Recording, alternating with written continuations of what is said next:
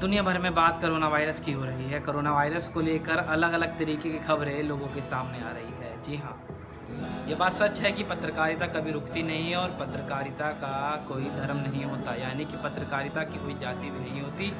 तो हर चीज़ की खबर लाना और हर धर्म का खबर लाना और हर मनुष्य तक खबर पहुंचाना हम लोगों का काम रहता है। जी हाँ, जब कोरोना वायरस चल रहा है तो तमाम तरीके की अलग अलग चीज़ें और सुगबुगाहट प्रकृति की महसूस हो रही है, दिल को छू रही है, दिल को तसल्ली दे रही है चीज़ें। जब चिड़ियों की चहचहाहट दिल्ली जैसे शहर में जहाँ लोग भूल चुके थे, गाड़ियों के हॉर्न के बीच, मेट्रो की आवाज़ के बीच और जहाज़ की यानी कि हवाई जहाज़ की अगर बात करें तो उनकी टेक ऑफ और लैंडिंग की आवाज़ें लोगों को कान में गूंज रही थी। लेकिन लॉकडाउन का 24-25 दिन हो चुके हैं और अब जब प्रकृति लोगों को महसूस होने लगी है तो साफ तौर पर ये देखा जा रहा है कि वो प्रकृति है जिससे मानव जाति दूर जा चुकी थी। जी हाँ, ये वो प्रकृति है जो हमको अब महसूस हो रही है और हमारे दिल को छू रही है और हमारी आत्मा को शांति दे रही है। जी हाँ, मैं बात कर रहा हूँ इस नेचर की, इस कुदरत की। जब सुबह घर से बाहर कुछ ज़रूरी सामान लेने निकला तो अलग ही चिड़ियों की चहचहाहट और इन पेड़ों की मुस्कान कह रही थी कि जी हाँ,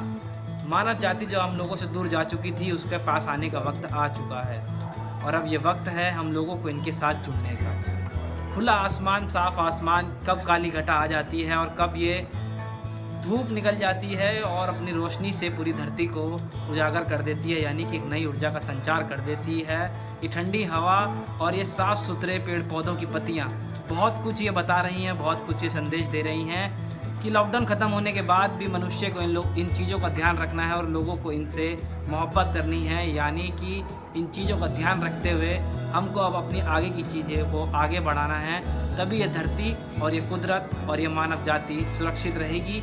तो हमारा भी आपसे ये संदेश है कि आप इन चीज़ों से प्यार करें, इन चीज़ों से लगाव करें और हो सके तो इन चीज़ों का बहुत ख्याल रखें, क्योंकि ये भी हमारे जीवन का एक अहम हिस्सा है और इस ब्रह्मांड और धरती के लिए ये होना बहुत ज़रूरी है। क्योंकि प्रकृति अगर साफ़ होगी, अगर कुदरत साफ़ होगा, अगर पेड़ पौधे और पक्षी हमारे साथ चलेंगे आगे, तो निरंतर इस ब्रह्मांड का विकास तेज़ गति से हो सकता है।